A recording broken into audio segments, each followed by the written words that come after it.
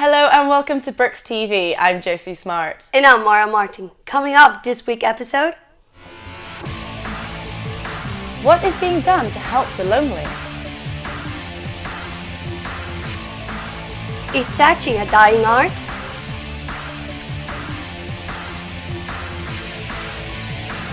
And how has modern technology affected businesses in Oxford? But first, on a weekday morning, you're sure to find yourself stuck in traffic if you're travelling down the London Road. So what have the Oxford City Council done to potentially make Headington Road even busier? The proposed building of a brand new 5-storey student accommodation block in Headington has been given the go-ahead by Oxford councillors, despite local residents' protests. Residents are worried because the new block, due to house 167 students, is going to be built next door to Dorset House, where 313 Brookes students already live. The residents say that there is already too much traffic and congestion on London Road, and another accommodation block would only add to the situation, making it even worse. We spoke to Oxford Brookes students to find out if they think London Road could handle traffic from almost 200 new students. Is 200 people going to make that much difference? I don't think so. I think there's room for it, and I think it's great for the local economy. No, I feel like there's enough student accommodation available, so I don't think it's needed really, and the road's quite busy anyway, so I think it just causes a lot of hassle. However, the harsh reality is that, as more and more students come to Oxford to study, more and more halls will have to be built to accommodate them. For example, in 2013, Wavygate student accommodation's delayed construction meant that 40 students from Brookes had to spend their first semester at university living in a hotel. We reached out to the Oxford Brookes Union and Oxford City Council to hear what they had to say on the matter, but they both declined to comment. Robert Drake, a Latimer Road resident of 15 years who was protesting the plans, said, "A building of 4 to 5 storeys is out of character for a residential street like this," adding, "The fact that 4 family homes are being knocked down is a big concern." And with no confirmed date for completion of the new halls, only time will tell how it affects the Headington community. This is Dan Jordan for BrookesTV News. Loneliness is a growing problem in Oxfordshire. The Linkages project aims to help older people who are suffering from loneliness. The shattering effect of loneliness is keenly felt by thousands of people in Oxfordshire, particularly the elderly, who sometimes can go many weeks without speaking to anyone. Linkages try to beat loneliness in later life through the befriending services. We spoke to Minerva about Linkages. So Linkages is a student volunteering project.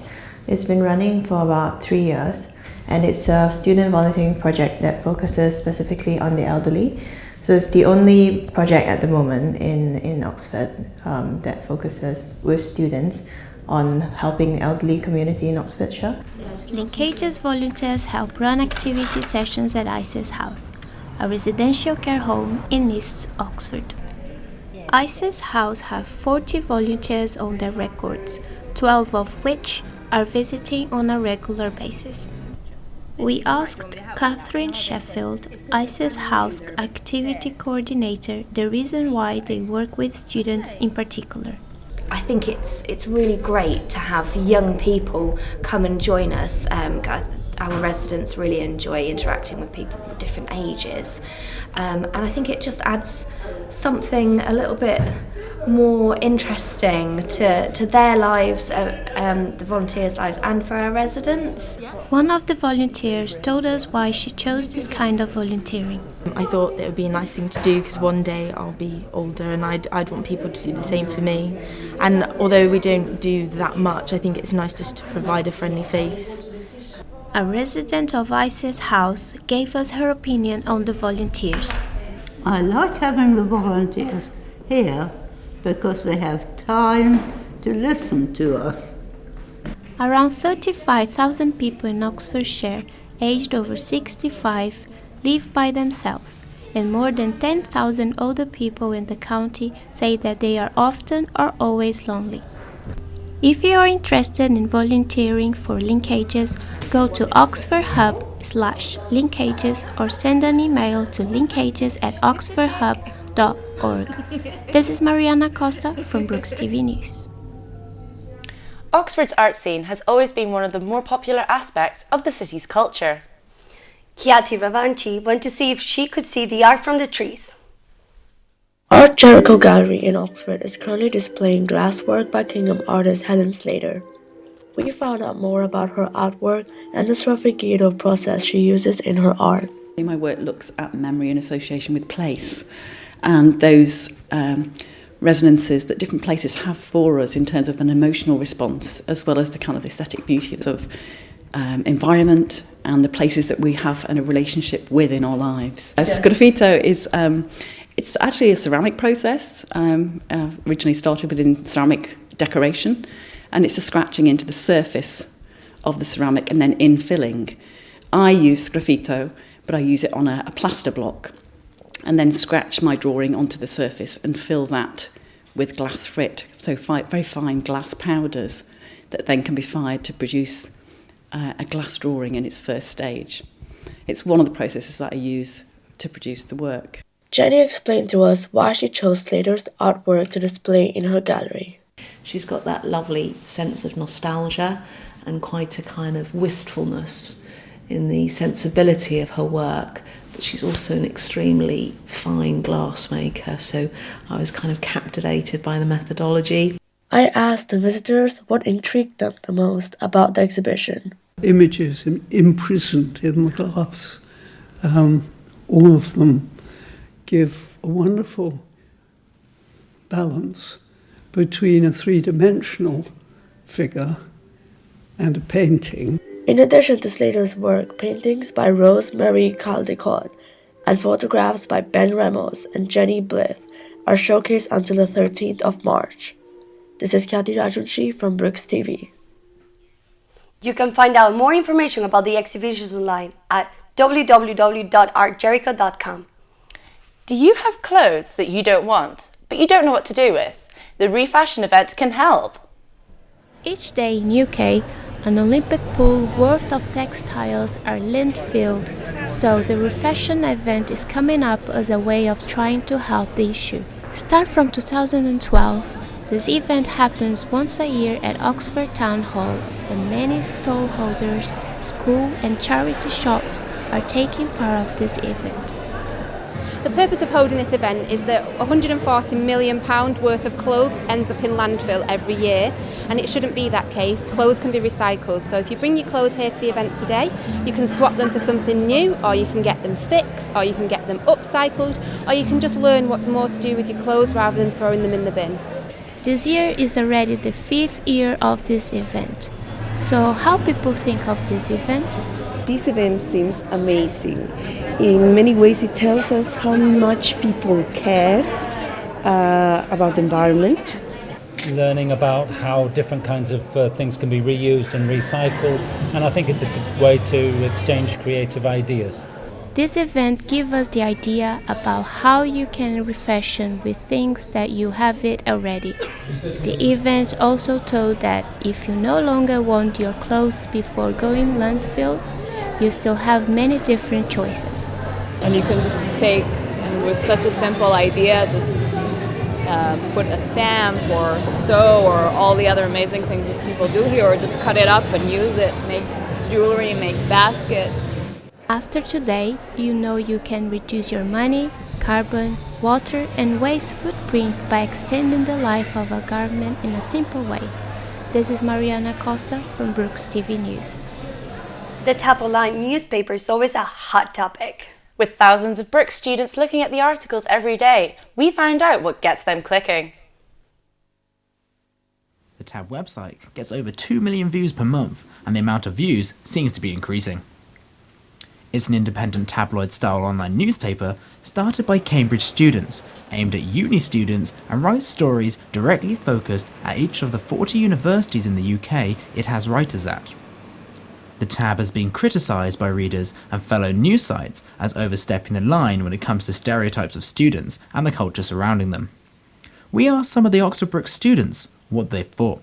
I don't really look into that personally. I look at it as a bit of a jokey news article thing for students. If you do overstep the mark, I think that is wrong, and maybe they should have more kind of a review of how they kind of govern what they publish, really. Yeah. But it's funny. It's funny, like, yeah, we like it. It's good. We like it a lot, yeah. The Brookes version of the tab often butts heads with the Brookes Student Union and the university because of its negative pieces about them. We spoke to Russell, an editor at the Brookes Tab, to find out more. We tend to criticise them at every opportunity we can. So whenever they mess up with the SU elections, which just happened last week, or events like last year they put on bubble football, and they made a Facebook event for it, and I think 2 people clicked attending, and so they ended up cancelling that. So he picked them up on that. I mean, we've had an article, I think 3-4 days ago now, about International Women's Day, which I think was yesterday, and we were saying, you know, it's great Women's Day and all that, but what about men?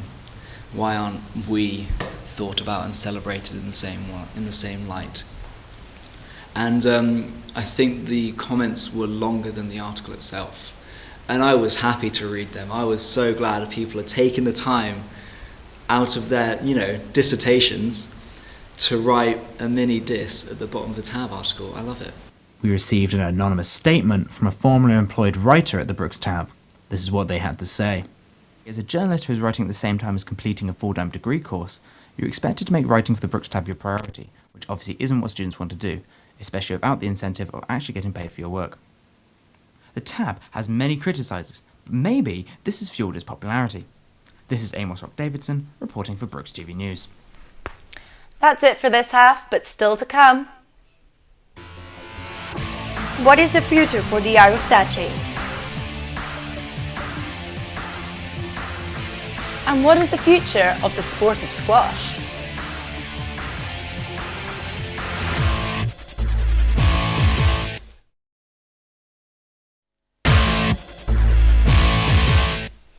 Welcome back. We are joined now by Sian Rogers, the #1 writer for the Brookes Tab. Hello. Hey.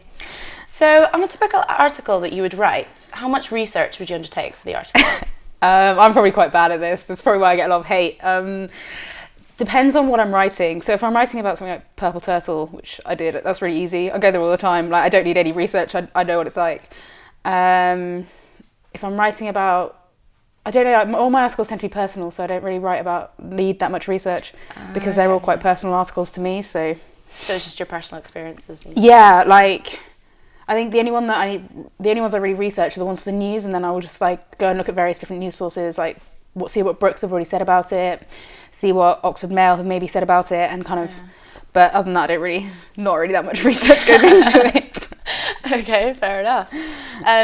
Are you encouraged to avoid being biased in your reporting? Yes, but if you make a good argument, that the whole point is that you argue your point and you have to argue it well. So if you're writing a news story, then you can't be biased. You have to be like, this is the news. But if you're writing an argument piece, then you obviously can be biased, but you have to make your argument really strong so that people can't really like... Well, in your article about Purple Turtle, you said it was the best club in Oxford and probably the world. Yeah. So is that like a personal opinion or something else to that? It's definitely a personal opinion. I love Purple Turtle. Yeah, but I feel like my argument kind of backed that up. I made an argument and I backed it up, I think. But I mean, obviously people are going to disagree and people are going to turn around and be like, oh, I hate Purple Turtle. And I'll be like, well, cool. Like, I don't. I love it. So we all have our own opinions. So it was more like a blog because it was quite positive writing. It was kind of like an advertisement. So it wasn't really meant to be an advertisement. It was more, it's kind of, we write those kind of articles for people who don't really, are like new to Brookes, so kind of the freshers coming in, so they can read about like our opinions. So yeah, kind of in a way that is more bloggy than it would be newsy, if that makes sense. Yeah, of course, yeah. So do the opinions of your readers change the way you might write an article? Or no, I'm quite bad though. I like to make people angry. So I don't, sometimes I want to write an article that people will read because they want to read it. Other times I want people to I want to write articles to make people think. So I've written a few recently about feminism, just because I want to get people angry and I want to get them thinking about it and talking about it, because I just think it's really important. Like, some issues are too important to like brush over. Yeah, of course. Yeah, because of some of the articles have invoked like negative responses as well.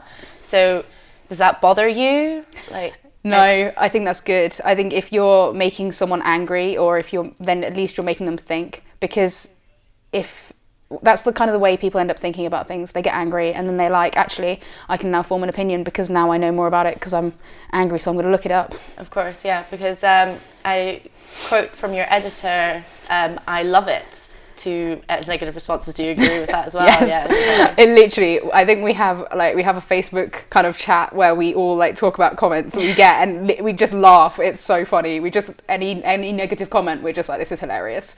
It makes our weeks basically. Of course. So have you ever not included important facts or information in order to make a story more controversial or to evoke more reaction? No, I wouldn't ever do that.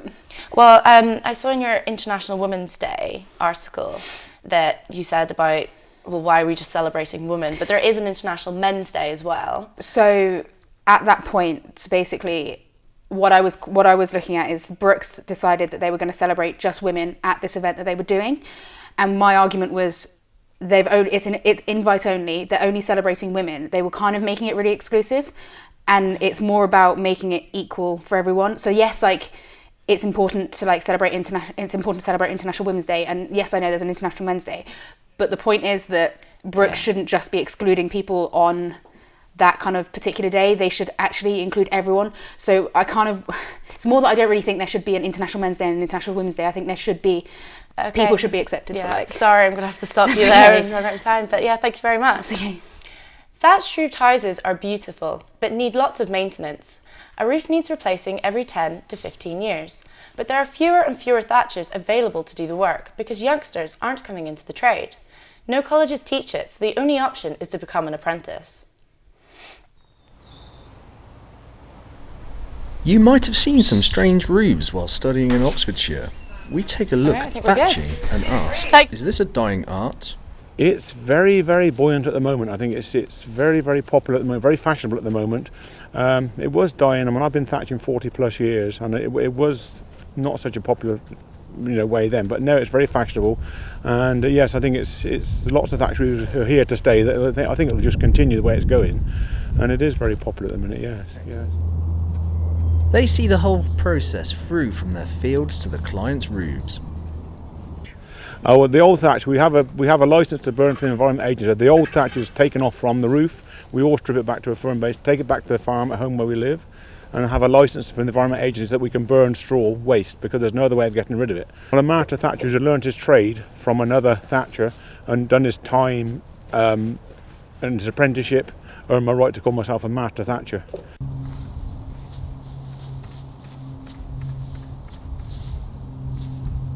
Making thatch is a complicated process.